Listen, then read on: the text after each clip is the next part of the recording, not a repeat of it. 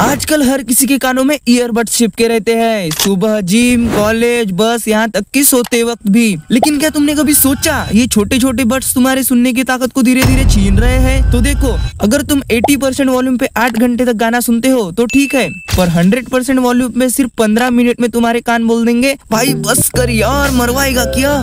असल में जब साउंड सीधे कान के अंदर जाता है तो वो कान की नाजुक सेल्स को डैमेज करता है और यही कहलाता है नॉइज इंड्यूस हियरिंग लॉस यानी NIHL। दुनिया भर में लगभग 48 मिलियन लोग इससे परेशान हैं और सबसे ज्यादा टीनेजर्स। और हाँ, ये डैमेज धीरे धीरे होता है, पहले हाई पिच आवाजें गायब होंगी, फिर लोग बोलेंगे और तुम कहोगे आपने मुझसे कुछ कहा।